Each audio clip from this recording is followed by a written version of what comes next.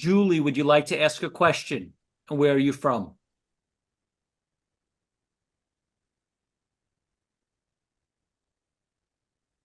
Hello, Yes. I Hi. am I'm from Atlanta, Georgia, and I was diagnosed with polycystic kidney disease in 1996, had a kidney transplant in 2010. I do triathlons, and recently I was diagnosed with atrial fibrillation. And I wanted to know what your take is on the ablation procedure. Um, and I have been plant-based since 2017 and still doing triathlons, age Wow. 69. You take it, Doc Batiste. So I missed a portion of it. So the question was about ablation, is that correct? Right. And about whether or not to consider ablation? You Julie, got it. and so the diagnosis, Julie, for your ablation is, what is the diagnosis? Is it atrial fibrillation or is it a supraventricular tachycardia? She said atrial fibrillation. So atrial fibrillation, I do believe right now our technology has improved in general for ablations. What I advise patients depends upon the type of arrhythmia that a person is having. And what I describe as an arrhythmia is like when you turn the light switch on and you have fluorescent lights. You can have different types of issues that can happen from the circuitry that goes through. You can have an issue where there's no communication at all. You can have an issue where it blinks a little bit. You can have the fluorescent light blinks. And so different arrhythmias may be more beneficially treated by ablation. Atrial fibrillation has historically was less inclined to that, but that's improved with technology right now. And the current guidelines is that really nearly everyone may be offered an ablation. I should say be considered for an ablation if there are certain factors that meet criteria and are not prohibitive. So a lot we would have to know what your echo looks like, what your top part of your heart called the left atrium looks like. They would have to do pulmonary vein mapping. But if all of that has been done and the electrophysiologist or electrician of the heart feels that they can be successful with it, I think it is a worthwhile if it's causing significant symptoms with you. In terms of whether or not that alone will eliminate your need for blood thinners, if you require blood thinners, that is not the case typically as it relates to the purpose of the ablation, but it is to help alleviate symptoms that may be able to help decrease other medications being used to help control the heart rate response and symptoms. The other thing I'll add to it is that there have been studies, and Dr. Kahn could probably speak to this as well, that you mentioned the triathlon, your activities there. I'm not sure the length, but we know that for endurance athletes, that there is perhaps a higher preponderance of atrial fibrillation in the irregular heartbeats when they engage in this long distance type of activity and running. And so I've had the unfortunate pleasure or displeasure of advising some of my patients to perhaps consider backing off because of the occurrence, and not all, but a few where I have seen that, and that's been corroborated inside the literature as well. And I'd say very, good comments I agree with.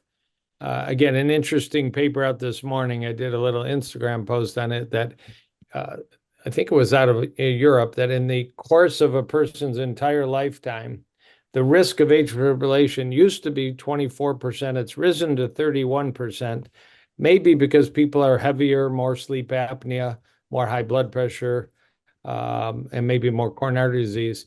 But the two biggest risks of developing atrial fibrillation were about a 20% lifelong risk of stroke and a 40% lifelong risk of congestive heart failure. So if you're really suffering from atrial fibrillation and the doctors say that they may be able to eliminate it with an ablation, the hope would be you'd be lowering, if not eliminating, your lifelong risk of stroke and congestive heart failure, which are no small things. Aruna, do you have a question, or where are you from? This is Aruna from Maryland. I have a question about blood pressure. So if you have high blood pressure, should you avoid salt completely, or is there a safe limit? Want to That start Dr. off? Batiste, you take it. Yeah, so I mean, there's study after study after study kind of tells us that it's described as low sodium intake, but we have to understand that there's sodium in all of our foods, just in general, right? So when we look and we understand that 1 teaspoon of salt contains really practically 2,000 milligrams of sodium. So you look at a low sodium content of foods with the DASH diets, where most of the studies have done and shown an astronomical decline in blood pressure. There's some studies that have shown as much between 10 and 15 millimeters of mercury declination with adherence to low salt and adherence to increased fruits and vegetables in their dietary practice. I tend to, but I do understand the taste and the flavor as it relates to things. And that's what life is all about, that flavor that's there. I do have some tried and true low sodium or no salt seasonings that I recommend, whether it's Benson seasonings. I increase the spices, increase the celery, which gives that salty like flavor that's there. Some tricks that I try and utilize, I increase for my own self the spices because it helps me divert my attention from the absence of salt that's there. But that's where we also know there's other research that's come out in Journal of American College of Cardiology about 3 years ago, put out a wonderful article really outlining the impact of sodium or salt really on the entire vasculature and on the gut microbiome and the complexity. It's not just about water retention, but there's a confluence of issues that begin to happen. So I tend to advise my patients to be very intentional, first of eliminating what accounts for 85% of the sodium in the diet, which is processed, boxed, and canned foods. If they can do that, that's the biggest hurdle. I mean, I'm trying to shoot for patients to get off over. If they can get that, I mean, they usually are improved. If I need additional help at that point, now we're tweaking and we're deciding, are they adding a small amount to their food as they cook it, or are they adding it afterwards so it's on top of it in a measured amount and they have the little small flavoring and not cooking with the food that's there. So those are some tricks that I use. Dr. Kahn probably has his as well. I'm totally agree. I'm all for salt substitutes. They can be potassium-based salt substitutes if your kidney function's good, or they can be all herbal salt substitutes. I actually like a blend that has a little kelp in it. There's a number of salt substitutes that have kelp because iodine's a little tricky to get in the diet, and it's been shown to be a little tricky in the plant-based diet. And iodine does have a role for thyroid health and some other systems, including sometimes cholesterol levels. So don't ignore a little kelp flake. Some of them are really tasty. Tammy, would you like to ask a question, and where are you from? Yes, can you hear me? Yes. Yes, I live near Chattanooga, Tennessee. I actually was involved with a consult with Dr. Kahn once for my mother, and I think he's an incredible person. I have Thank a you. question for him about eggs. This egg thing that's going back and forth for years drives me crazy. I'm sitting here with a paper from the Canada Journal of Cardiology. It's from 2010. Primary author is J. David Spence. I don't know if you know him. It seems like he spent a lifetime doing research with stroke patients. He's a neurologist. He seems to think that egg yolks are very bad for you for several reasons. Let's see if I can briefly tell you from the abstract. Increases the susceptibility of low-density lipoprotein to oxidation, increases postprandial lipemia, and potentiates the adverse effects of dietary saturated fat. The paper is very compelling. He also, they talk about research studies from people, and the effects were that 1 egg a day basically doubled your risk of cardiovascular disease if you were diabetic. And then they talk about studies on like apes or monkeys that the egg yolks were shown to cause arteriosclerosis. I'm just asking you what you really think about egg yolks. I mean, my impression, I'm struggling with my own genetic risks, which are pretty overwhelming. And it seems to me like after reading this paper that eating a lot of cholesterol at one time is a really bad idea if you're at high risk of cardiovascular disease.